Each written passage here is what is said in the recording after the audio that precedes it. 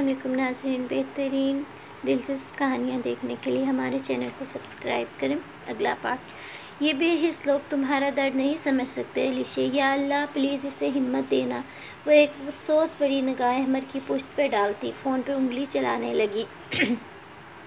न जाने रात का कौन सा पहर था जब इसकी आंख खुली। गला खुश्क हो रहा था। इसने साइड टेबल से जग उठाया और ग्लास में पानी डालने लगी। ग्लास पकड़ के इसने बाईं जानिब सोते शहरयार पे निगाह डाली तो वो पलटने से इनकारी होगी। खिड़की से आती चांद की सफ़ेद रोशनी सीधी इसके चेहरे को मुनव्वर कर रही थी। इसकी साफ रंगत पे हल्की हल्की सी शेव, सुर्ख अनाबी लब और स्याह रेशमी बाल बेहतरीन इम्तराज था इसकी शख्सियत के निखार का। तुम क्या कर रहे हो शहरी? ये सब मोहब्बत जताना, मेरी परवाह करना, जानते हुए कि हमारा रिश्ता तो मकड़ी के घर की मानित कमज़ोर है, आर्जी है ये रिश्ता। फिर इसका बायां हाथ बेख्तियार इसकी पेशानी तक जा पहुंचा। इसकी पेशानी पे मुंतशिर रेशमी बालों को पीछे करती वो फिर से बोलने लगी। तुम जैसे इंसान को मुझसे मोहब्बत नहीं हो सकती, ये तो मैं जानती हूँ। फिर मुझे क्यों उलझा रहे हो तुम ये सब करके? मुझे क्यों अपनी जानिब खींच रहे हो तुम? हाथ हरकत करता इसकी दाढ़ी पे आ ठहरा। वो नामहसूस अंदाज में इसकी जानिब खींची चली जा रही थी।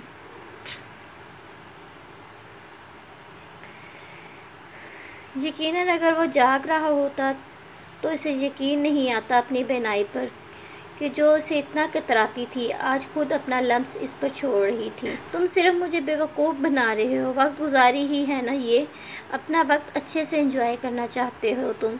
इसने झुरझुरी लेते हुए हाथ यूं खींचा मानो कि करंट लगा हो।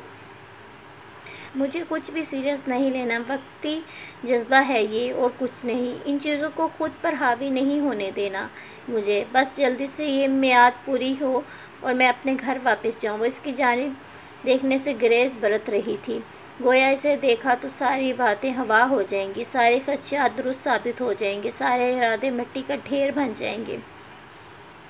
सोना चाहिए मुझे, सुबह जल्दी ऑफिस, सुबह तो छुट्टी है, फिर से शहरी के साथ रहना पड़ेगा मुझे पूरा दिन। वो सोच कर ही कुड़ने लगी।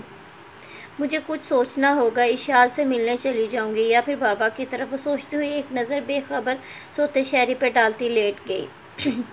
हमाद मेरे प्यारे भाई। इसके यूं एहतराम से बुलाने पे हमाद ने चौंक कर इसे देखा जैसे इसकी दिमागी हालत पे शुबा हो।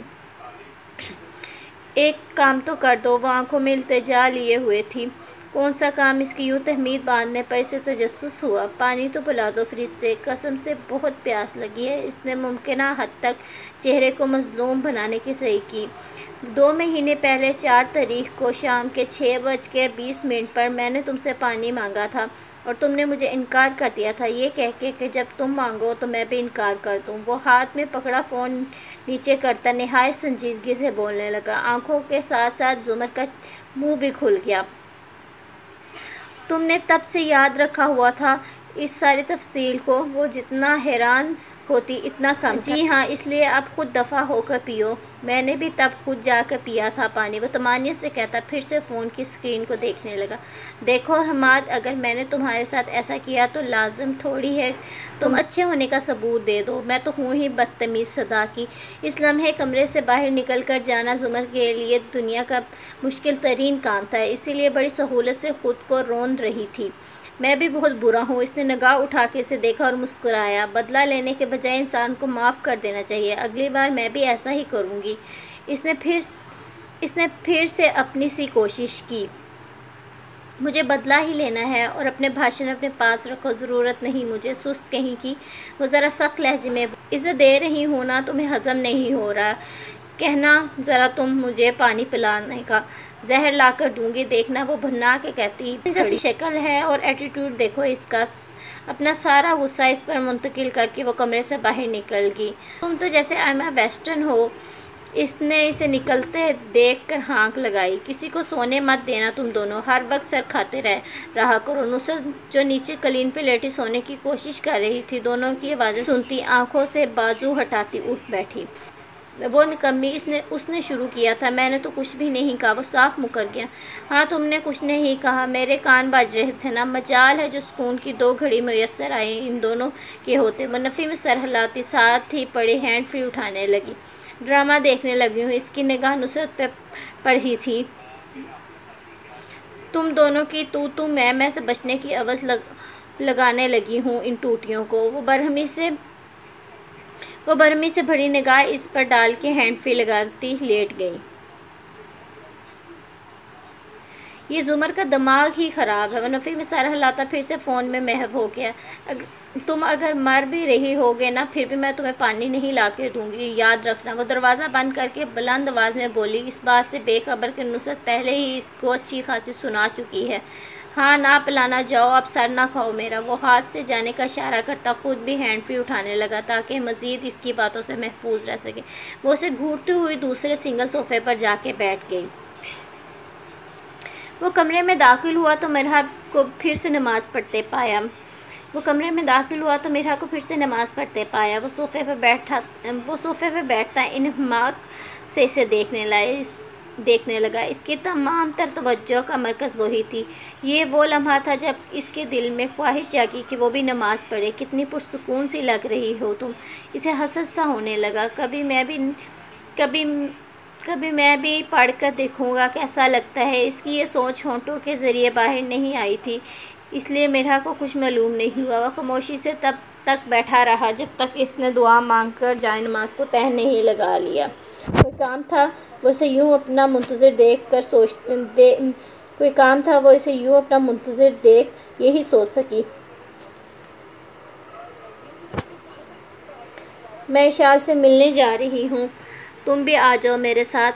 اسے معلوم تھا وہ وہاں جانے پہ آمادہ نہیں ہوگا۔ کوئی اور جگہ بتاؤ، اس نے ناگواری سے سر کو نفی میں حرکت دی۔ بابا کے گھر، تم رہنے دو، بس چینج کر لو، میں خود کسی اچھی سی جگہ لے جاتا ہوں۔ اس کی جانب سے مایوس ہو کر وہ پیچھے ہو گیا۔ مجھے نہیں جانا تمہارے ساتھ، اس نے ناک چڑھائی، اور مجھے نہیں جانا ہے، اور مجھے تمہارے ساتھ ہی جانا ہے، اس پہ کوئی بحث نہیں ہوگی مرحا۔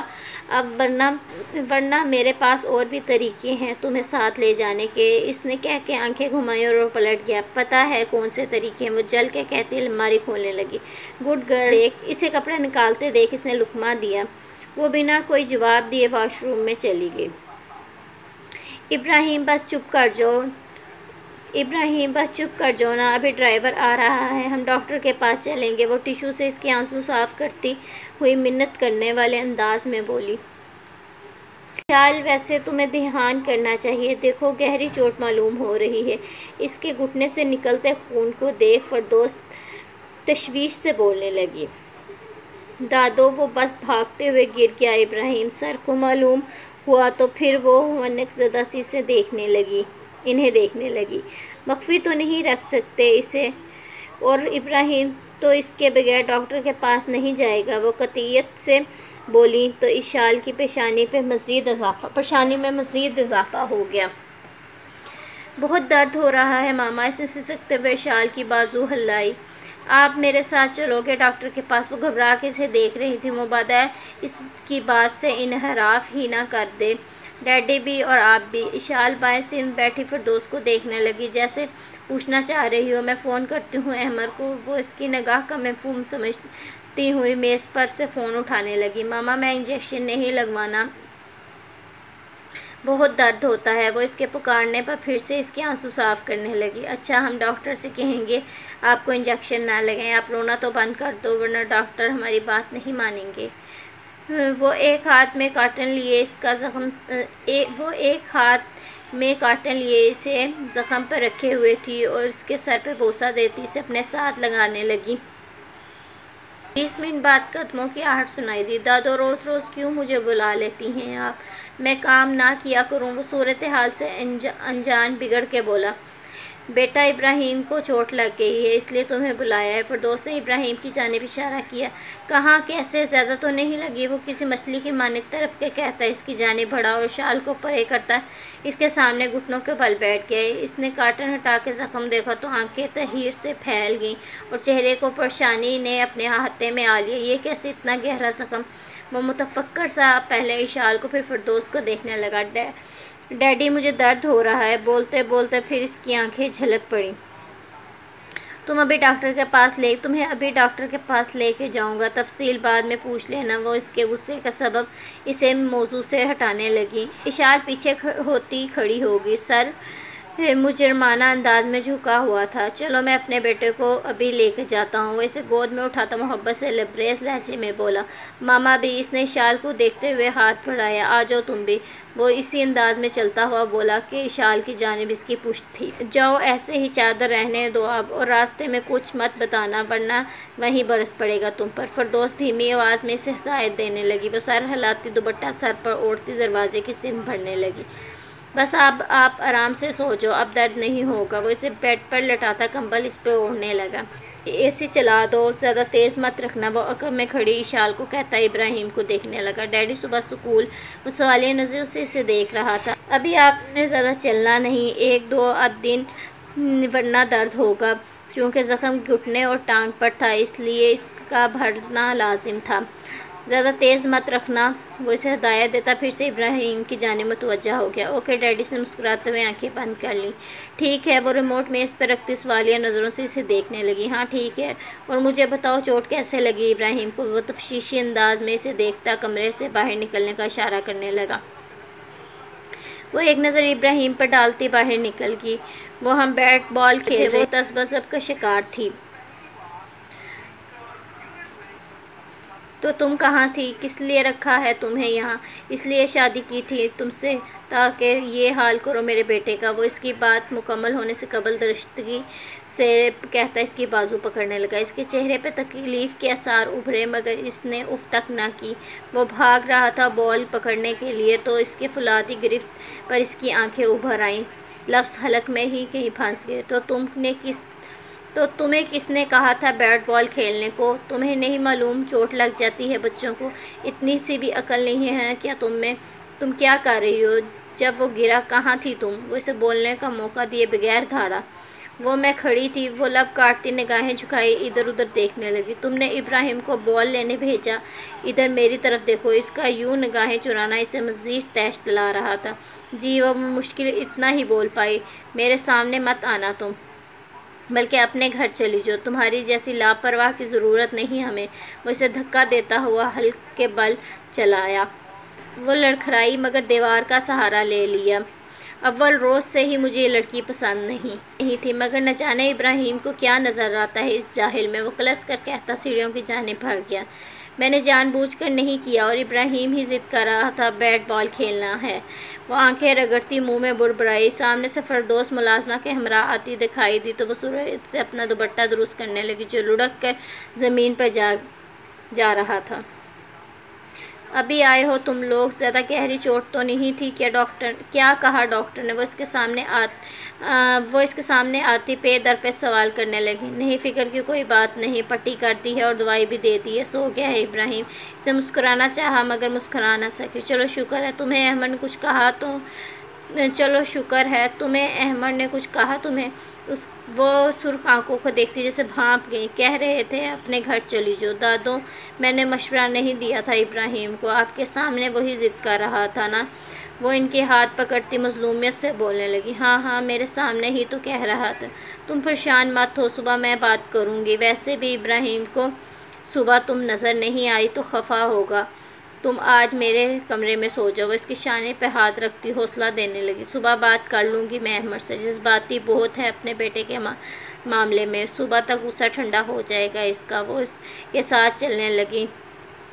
وہ اسے ساتھ لیے چلنے لگی تو وہ بھی خاموشی سے چل دی۔ اچھا ٹھیک ہے، ویسے یہ بل؟ وہ لیپ ٹاپ کی اسکرین کو دیکھتی ہوئی پرسوچ انداز میں بولی۔ اگر آپ کو پسند نہیں آیا تو میں نہیں اچھا ہے، وہ اس کی بات کاٹتی تیزی سے بولی۔ اس سے قبل کہ وہ مزید بولتی دروازہ کھلا اور شہریار کا چہرہ دکھائی دیا۔ اس کے چہرے پر پھیلی مسکراہٹ نے مرحا کو تجسس میں مبتلا کر دیا۔ سہیل، میں تمہیں بعد میں بلاتی ہوں۔ وہ واقف تھی اس کی عادت سے، اس لیے خود ہی اسے بھیجنے لگی۔ Okay ma'am. وہ سر کو خم دیتا اپنا لیپ ٹاپ اٹھانے لگا۔ دروازے کی سمت بڑھتے ہوئے اس نے سر کو خم دے کر شہریار کو سلام کیا اور دروازہ بند کرتا چلا گیا۔ Guess what? وہ پرجوش انداز میں کہتا ہے اس کے مقابلہ کا بٹ اس نے دونوں آبرو چکائے. وہ اس کے سامنے ٹیبل سے ٹیک لگا کے کھڑا ہو گیا جبکہ میرا اپنی کرسی پہ برجمہ. ٹینڈر مجھے مل گیا. میں بتا نہیں سکتا بلاول رنداوا کا چہرہ جب اسے اسی کے انداز میں شکست ملی. نہ جانے اس کی خوشی میں ایسا کیا تھا کہ وہ بھی خوش ہو گئی. گریٹ، پھر تو بہت مزہ آیا ہوگا تمہیں. ایک ٹینڈر ملنے کی خوشی، دوسرا اس گھٹیا انسان کی شکست. اسے سوچتے ہی چہرے پہ ناگواری در آتی. بالکل، یہ سب تمہاری وجہ سے ممکن ہوا ہے. تھینک یو سو مچ. مجھے لگتا ہے تمہارا ہماری پارٹنر بننا لکی ثابت ہوا ہے میرے لیے. اس نے کہتے ہوئے مرحا کی ناک دبائی تو وہ اس غیر متوقع شرارت سے بے اختیار مسکرانے لگی. اچھا، اسی لیے سیدھا میرے آفس آ گئے. وہ ابھی تک مسکرا رہی تھی. مجھے اپنی مسز کے ساتھ اچھے سے ڈنر پر جانا ہے. یار میرا تو دل ہے ہنی مون پر چلیں. کتنا وقت لوگی اس پروجیکٹ کو پورا کرنے میں؟ پہلے چہرے پہ حسرت تھی، پھر اکتاہٹ نے جگہ لے لی. مجھے تو ابھی 1 مہینہ لگ جائے گا شاید. اس نے جان بوجھ کے میعاد بڑھا دی جبکہ کام 15 دن کا تھا. پھر تم چھٹی لے لو. 4 دن لیٹ ہو جائیں گے مجھے کوئی پرابلم نہیں. بس مجھے گھومنے جانا ہے تمہارے ساتھ، سڈنی یا کینیڈا. وہ کھڑے کھڑے باقاعدہ پلان کر رہا تھا. شیری آرام سے. کس بات کی جلدی ہے؟ وہ سرعت سے بکھلا کر کھڑی ہو گئی. 2 مہینے شاید ہونے والے ہیں ہماری شادی کو، اور کتنا آرام ہے. اس نے آنکھیں سکیڑ کے گھوڑا. مجھے میرا پروجیکٹ پورا کرنے دو. اس کے بعد وہ اس کا انداز ٹالنے والا تھا. یار میرا ابھی دل جانے کا ہے. جب تمہارا پروجیکٹ پورا ہوگا تو ہم پاکستان میں ناران ایریا چلے جائیں گے دوبارہ. اس نے اس کی کمر کے گرد بازو حمائل کرتے ہوئے اسے گھیرے میں لیا. وہ نگاہیں اٹھا کے اسے دیکھنے لگی جیسے کہنا چاہ رہی ہو کیا ارادے ہیں